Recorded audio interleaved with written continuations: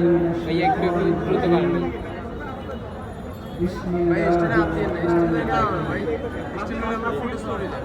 ولا تهنوا ولا تحزنوا وأنتم الأعلى إن كنتم مؤمنين ভাই ভাই আমাদের তো দৃষ্টি হচ্ছে ভাই বুঝতে আসতেছি বক্তব্য শুরু করুন আবার দূর শুরু করেন একটু অপেক্ষা করেন আমি বুঝলাম মিনিট চলে যাচ্ছে আমার না সর্বোচ্চ 2 মিনিট লাগবে হাতে দেখা যাক কি একটু ইসলামী আন্দোলন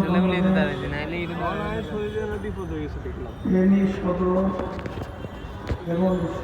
শেষ কি ভাই আপনার হাত দেখা যাচ্ছে না আমাদের লাইভে আজকের এই গণ সমাবেশের সভাপতি মঞ্চে ইসলামী আন্দোলন বাংলাদেশের কেন্দ্রীয় সম্মানিত মহাসচিব কেন্দ্রীয় দায়িত্বশীল সহ বিভিন্ন পর্যায়ের দায়িত্বশীল সামনে যারা বিশেষ করে উপস্থিত রয়েছেন ইসলাম প্রেমী দেশপ্রেমী ক্ষমতা ইসলামী আন্দোলন বাংলাদেশ কি চায় আমাদের লক্ষ্য উদ্দেশ্য এক কথায় আমাদের মূল লক্ষ্য উদ্দেশ্য হল দুনিয়াতে শান্তি আখেরাতে মুক্তি তামাম দুনিয়ার মধ্যে নীতি আদর্শ বাস্তবায়নের লড়াই চলছে মানব রচিত যে নীতি আদর্শ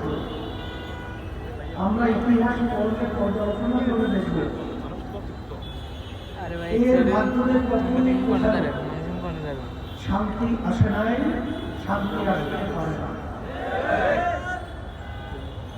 একমাত্র একটা নীতি আদর্শ তার নাম হল ইসলাম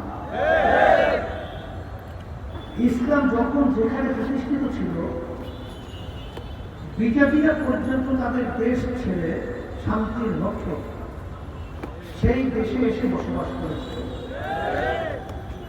বাস্তবতা হিসেবে আমি লম্বা আলোচনা না করে সংক্ষেপে স্মরণ করায় দেওয়ার জন্য বলছি অক্সফোর্ড বিশ্ববিদ্যালয় তামাম দুনিয়ার মধ্যে একটা শিক্ষা প্রতিষ্ঠান সেই প্রতিষ্ঠানটা প্রতিষ্ঠিত করেছিল বিজাতিরা সেখানে দেখবেন এখনো মূল ফটকের মধ্যে পরিষ্কারভাবে লেখা রয়েছে সর্বযুগের সর্বশ্রেষ্ঠ আইন প্রণেতা তার নাম হল মুহাম্মদ রাসূলুল্লাহ। তারা একটা বই লিপিবদ্ধ করেছিল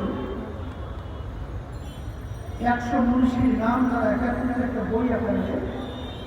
তারা লিখেছে সেই বই শুরুতেই প্রথম নামটা তারা নিয়ে আসতে বাধ্য হয়েছে মুহাম্মদ রাসূলুল্লাহ। আমাদের পাশের রাষ্ট্র ভারত বর্তমানেও যে প্রধানমন্ত্রী নরেন্দ্র মোদী শান্তির ব্যাপারে আলোচনা করতে গিয়ে বলছিল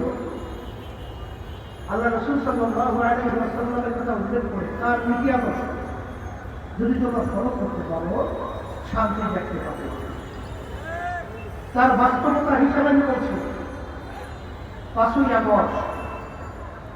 যখন আমাদের দেশ আবার দ্বিতীয়বার স্বাধীন হল অনেকে বলতে পারে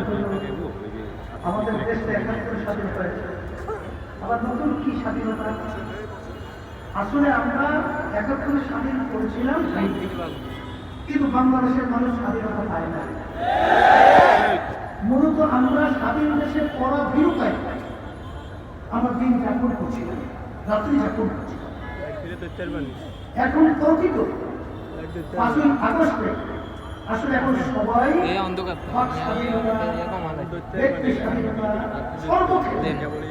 স্বাধীনতার একটা ক্ষেত্র তৈরি হয়েছে। এই জন্য আমি বলছি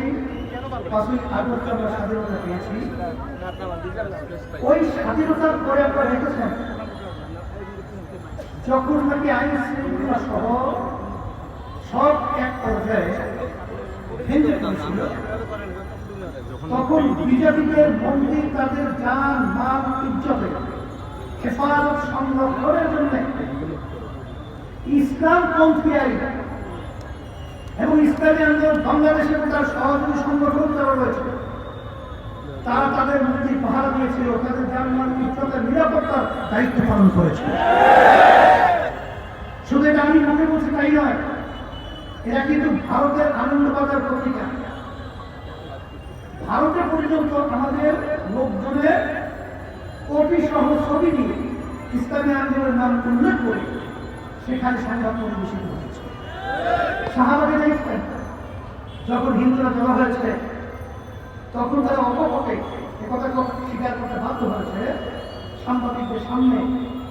ইসলামী আন্দোলন বাংলাদেশ তার সহযোগী সংগঠন, তারা আমাদের জানমাল, আমাদের মন্দির পাহারা দেওয়ার দায়িত্ব পালন করেছে। এই কথার মাধ্যমে আমি মূলত বোঝাতে চাই, ইসলামী নীতি আদর্শ এত একটা সুন্দর নীতি আদর্শ, যেই নীতি আদর্শের মাধ্যমে মানুষ নয়, একটা পিপিলিকা পর্যন্ত তার স্বাধীনতা পেতে পারে। আমরা যদি আমরা আলোচনা যাবে না, সংক্ষেপে আমি বলছি এর জন্য যে বাংলাদেশের ভিতরে শতকরা প্রায় 92% মুসলমান বসবাস করে। এই দেশের রাজধানী ঢাকাকে বলা হয় মসজিদের নগরী। যে দেশের রাস্তার মোড়ে মোড়ে মসজিদ, সেখানে প্রতিটা মসজিদের মধ্যে মুয়াজ্জিন আযান দেয়, সে আযানের শব্দে বাচ্চাদের ঘুম ভেঙে যায়, সে আযানের শব্দে বাচ্চারা মায়ের করে ঘরে যায়। সেই দেশের মধ্যে বাস্তবতা হলো এতটুকুই যে নিয়ম নীতি আদর্শ বাস্তবায়ন থাকবে, রাষ্ট্রীয় পর্যায়ে পর্যন্ত ইসলামী নীতি আদর্শ বাস্তবায়ন। আর কোন মুসলমান সে ইসলামী নীতি আদর্শের বাহিরে থাকতে পারবে না, সে মুসলমান দাবি করার অধিকার রাখে না। আর বিজেপি যারা রয়েছে তারা ইসলামকে ধারণ করবে এর জন্য শান্তি। এই জন্য আমি বিশেষ করে সতর্কতার আহ্বান জানাবো, 53 বছর স্বাধীনতার বয়স যারা দেশ পরিচালনা করেছিল, আমি নতুন ভাবে আর আলোচনা করে আপনাদের সময় নষ্ট করতে না দিয়ে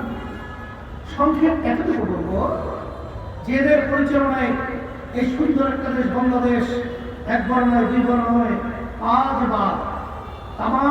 দুনিয়ার মধ্যে চোরের দিক থেকে ফাঁস হয়েছে।